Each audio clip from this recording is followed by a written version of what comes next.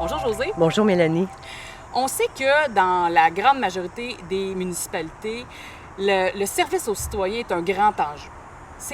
Comment vous entrevoyez ça, vous autres, chez Longueuil Ensemble? Je pense que la première chose qu'on doit faire, c'est qu'on doit inverser la dynamique. Présentement, c'est la ville vers le citoyen. Je pense que ça doit être le citoyen vers la ville et un retour après ça vers le citoyen. Les besoins des citoyens passent beaucoup présentement à travers le 3 en 1, puis je pense que ça nous a éloignés de notre citoyen.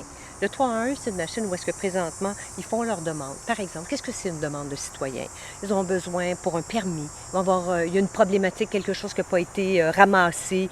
Il y a un trou d'homme, par exemple, qui est déplacé. Il y a plein d'éléments qui font en sorte que le citoyen va avoir le goût de communiquer avec sa ville. Présentement, quand il communique au 3 en 1, il y a une équipe extraordinaire, bien formée, qui répond avec une très, très grande gentillesse.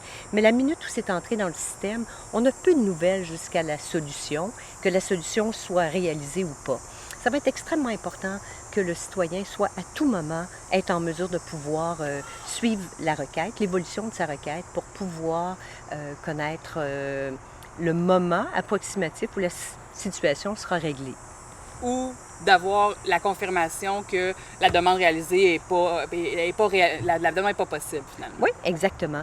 Puis un autre complice beaucoup des besoins des citoyens, c'est le conseiller puis la conseillère du district.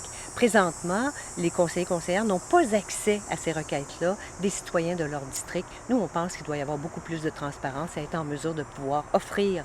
Donc, si le citoyen, en temps réel, est capable de voir l'évolution de sa demande, chacun des conseillers et conseillères du district devrait également avoir la même information pour pouvoir suivre les requêtes, connaître l'état également de son district et la relation que ses citoyens, parce que c'est beaucoup d'informations. Quand on est capable de savoir sur quels éléments les citoyens s'expriment et quels besoins récurrents, par exemple, ils ont, on est en mesure d'avoir non pas des solutions à la pièce, mais des solutions globales qui permettent d'améliorer le milieu de vie.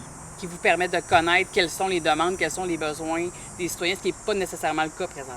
Exactement, tout à fait. Donc, ce que vous voulez, c'est que l'information parte du citoyen, remonte vers la ville et revienne vers le citoyen, oui, en ayant toujours en plein cœur le conseiller municipal qui va avoir un plus grand rôle à jouer au sein des districts et des quartiers. Exactement. Merci. Merci.